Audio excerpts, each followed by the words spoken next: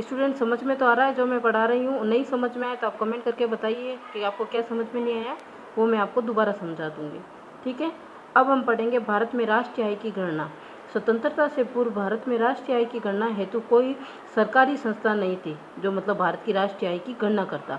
भारत में राष्ट्रीय आय की प्रथम गणना श्री दादा भाई नौरोजी द्वारा 1868 ईस्वी में की गई थी। ये मोस्ट क्वेश्चन है, ये आता भी है कि फर्स्ट टाइम भारत की राष्ट्रीय आय की गणना किसके द्वारा की गई थी और कौन सी सन में की गई थी। इसके पश्चात फिडले सिराजे, doctor V Rao, RC Desai इत्यादि के द्वारा राष्ट्रीय आय के अनुमान लगाए गए।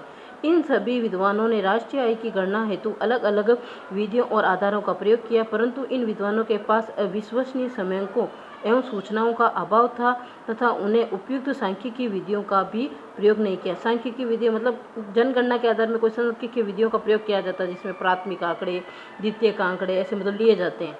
तो इन लोगों ने जब राष्ट्रीय आय की गणना की तो किसी प्रकार के कोई आंकड़े नहीं थे इनके पास में, मतलब उन संबंधियों सूचनाओं का अभाव था, इसलिए इनको मतलब उपयोगी नहीं बताया।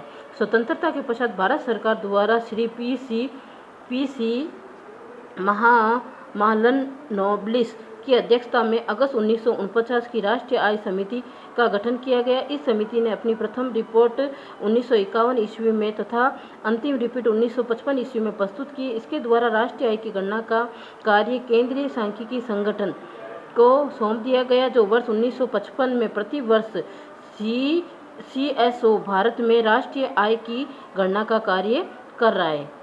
तो इसमें आपको क्या बनेगा, भारत में सर्वप्रथम स्वतंत्रता के पश्चात राष्ट्रीय आय की गणना कब की गई और किसकी अध्यक्षता में की गई? तो 1949 में की गई थी और वो PC मलेन नोबलिस की अध्यक्षता में की गई थी।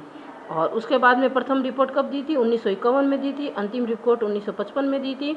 और राष्ट्रीय आय की मतलब गणना करने वाली कौन संस्था का नाम क्या है? उसका नाम है केंद्रीय सांख्यिकी संगठन, जिसको शॉर्ट में ये सेंट्रल साइंटिफिकल ऑर्गेनाइजेशन CSO को सौंप दिया गया। और 1955 में प्रति वर्ष राष्ट्रीय आय की गणना का कार्य कौन सी संस्था करती है? केंद्रीय सांख्यिकी संगठन।